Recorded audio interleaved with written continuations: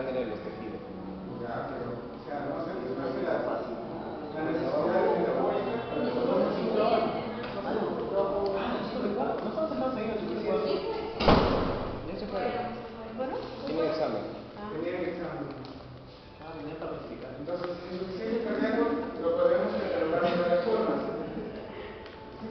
Una insuficiencia cardíaca que puede ser sistólica o diastólica, otra que se llama insuficiencia cardíaca aguda o crónica, una insuficiencia cardíaca que sea de alto o bajo gasto cardíaco generalmente.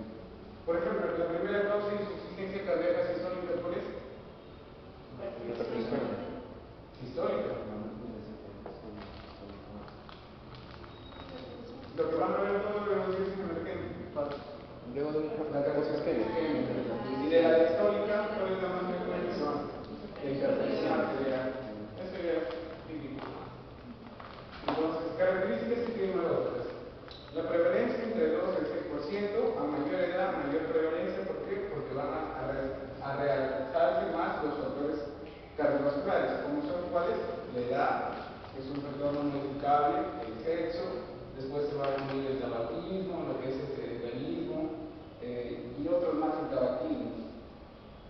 Entonces, la insuficiencia cardíaca, la incidencia de la insuficiencia cardíaca congestiva se va a ver a mayor edad, que es un factor de riesgo.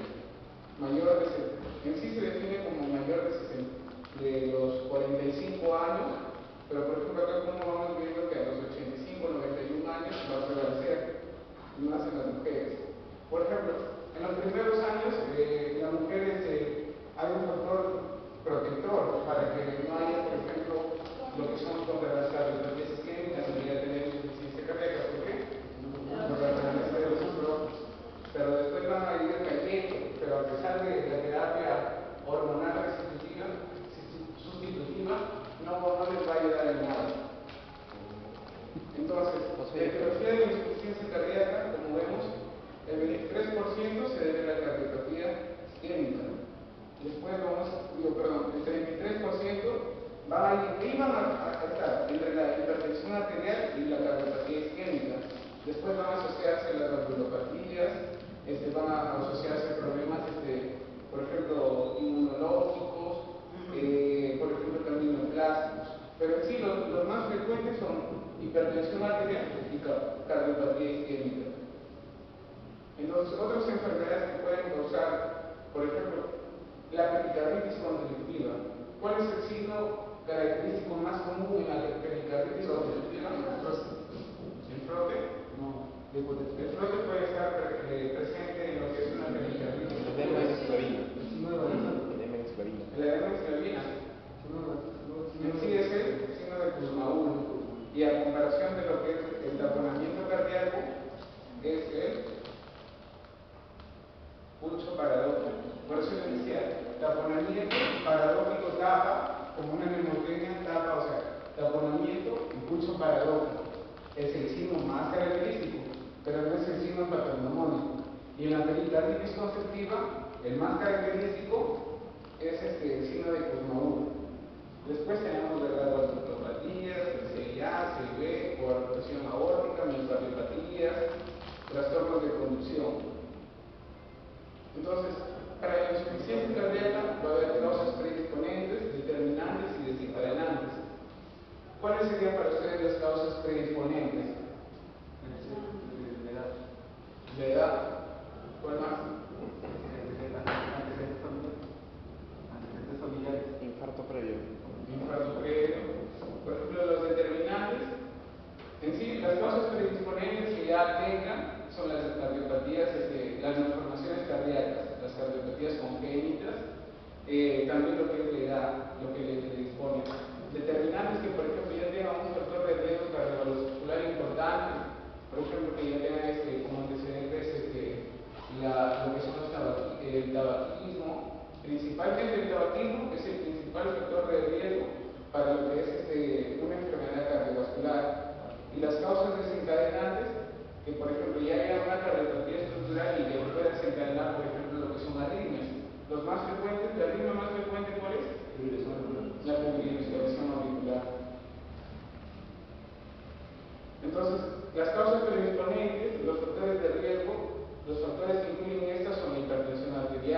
todo lo que tenga que ver, por ejemplo, dentro de las factores de riesgo cardiovascular son lo que es el síndrome metabólico o el síndrome X, que incluye cuáles: Lipidemias, hipertensión, hipertensión arterial, resistencia a la insulina. resistencia a la insulina,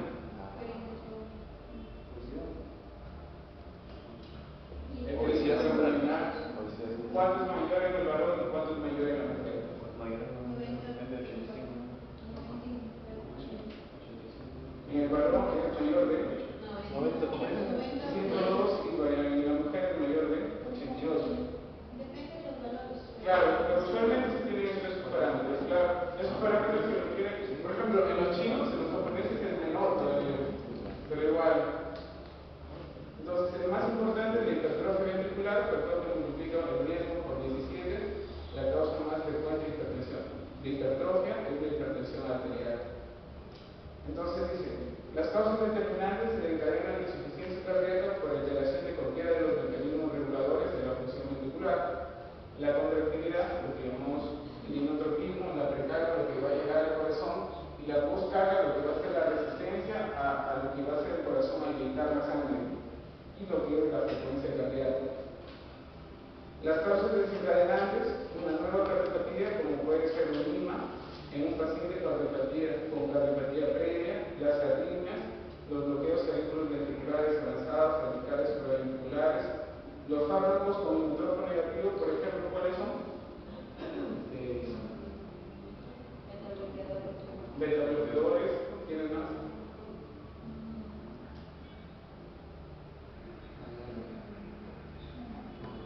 Los antagonistas del calcio también. Dice, las tromboembolias pulmonares, especialmente durante el periodo de reposo prolongado.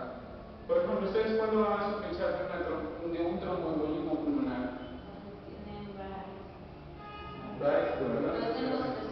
Cuando está en posesión, cuando tienen, por ejemplo, cirugías que, por ejemplo, sean muy complejas, por ejemplo, cirugías abdominales, neuroquirúrgicas que también los van a mantener en postración, y también que tenga de lado los factores de riesgo cardiovasculares también. Dentro de ello hay un score también que incluye. ¿Y cuál es, por ejemplo, el signo más del tromboembolismo pulmonar? ¿Cuál es el signo característico más frecuente? La arritmia súbita. Y ya después se puede incluir lo que es el dolor torácico. Como extra cardíacas, lo más frecuente es el abandono del tratamiento, aumento de la actividad física, los hábitos, comidas muy copiosas, aumento de sal, consumo de tabaco, estrés emocional, la anemia también. Por ejemplo, dentro de la anemia se considera como una insuficiencia cardíaca de tipo agudo de mayor demanda metabólica. Y así se incluye el beriberi, la hipertirotoxicosis. Entonces, la definición: para una insuficiencia cardíaca, la situación del corazón que no es capaz de mantener un volumen y minuto adecuado en relación con el retorno venoso y más que todo en relación con las necesidades metabólicas. Es un síndrome caracterizado por síntomas y signos físicos secundarios a la alteración de la función ventricular, válvulas y todo ello. Por ejemplo, de lo que tienen que tener en cuenta dentro de los síntomas y signos es de lo que son de los criterios de Framingham. Por ejemplo, los criterios mayores y los criterios menores. Por ejemplo, a ver, mencionen uno de los criterios mayores de Framingham. No, ese es ya la enfermedad. Y ahora, arritmia paroxística nocturna. Ya, esa es una. Otra.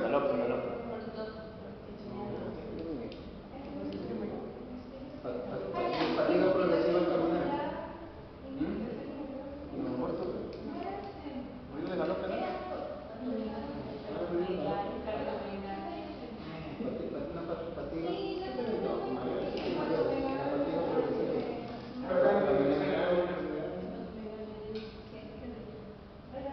Vecinos mayores de para insuficiencia cardíaca según Framingham. Ya, una arritmia paroxística.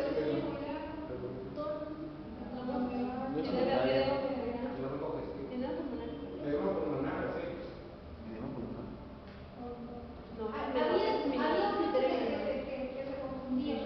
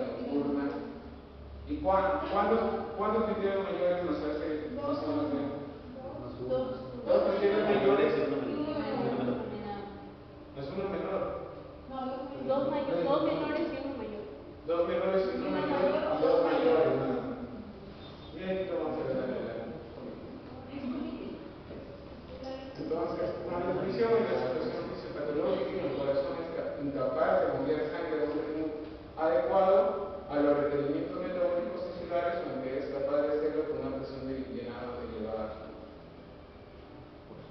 Entonces, un corazón suficiente, por ejemplo, uno que tiene que tener buena fuerza de eyección, lo que es la contractilidad, buena frecuencia cardíaca también, la capacidad de relatación, que es lo que es la diástase. Por ejemplo, la capacidad de reacción, lo que se llama el isotropismo, conservar su distensibilidad normal y mantener la capacidad de modificar la frecuencia cardíaca.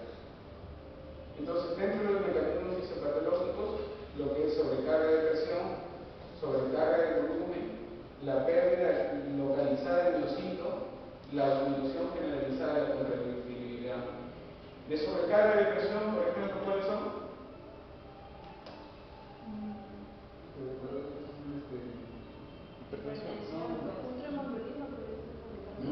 Hipertensión.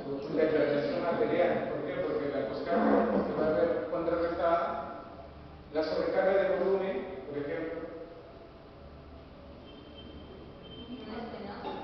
Una estenosis, lo que son las valvulopatías. La pérdida localizada del miocito, por ejemplo.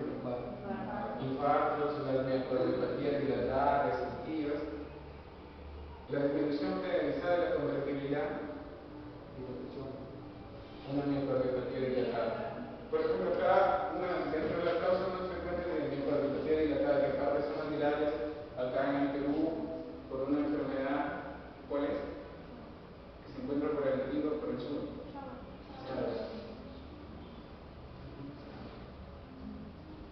Entonces, etapas de insuficiencia cardíaca. Tenemos la pérdida generalizada de la contracción, pérdida localizada de la contracción, sobre todos ellos mecanismos que van a incluir sobrecarga de presión, sobrecarga de volumen y que va a dar un daño inicial. Pero al inicio va a haber un mantenimiento por un mecanismo de compensación. ¿Cuáles son los mecanismos de compensación? ¿Por qué sistema? Por el sistema renina-angiotensina-aldosterona. ¿Por cuál más? Por el sistema nervioso simpático. Principalmente ellos. Pero en sí, de todas maneras, ellos van a llevar a una insuficiencia cardíaca. ¿Por qué? Por ejemplo, va a haber un daño inicial a lo que es a nivel del corazón, pero ellos, para compensar ese daño inicial, va a haber una fibrosis. Pero de todas maneras, eso no va a compensar y va a llevar a una insuficiencia cardíaca. Por eso el uso de lo que son los fármacos, que van a actuar contra el remodelado cardíaco. ¿Cuáles son los dos principales?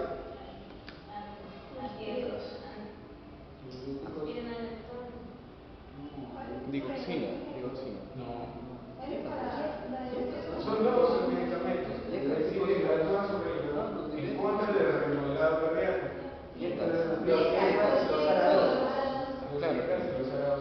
Y que algunos, por ejemplo, dentro de ellos, en dosis mínimas, por ejemplo, los antagonistas de aldosterona, como son la esplendiletona y el plerorgenona, que también se incluyen. Y ellos también van a actuar modificando lo que es a favor de lo que es la supervivencia. Entonces, como mecanismo de compensación, va a haber la hipertrofia, que va a ser concéntrica y excéntrica. La concéntrica es de disfunción diastólica predominante y la excéntrica de disfunción sistólica predominante. Diastólica, ¿con qué se refiere?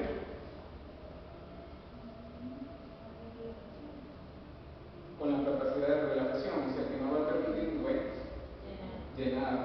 Y la sistólica, con una adecuada presión de inyección.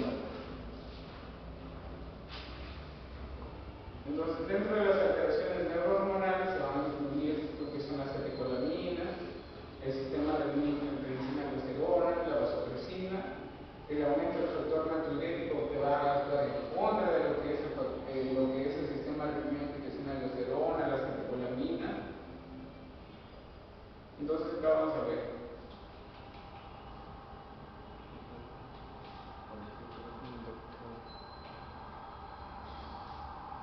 Lo que va a hacer la sobrecarga de presión, o sea, como va a haber una resistencia en la poscarga, cuando el corazón va a agotar todo ello, pero va a haber una sobrecarga de presión, eso se va a llevar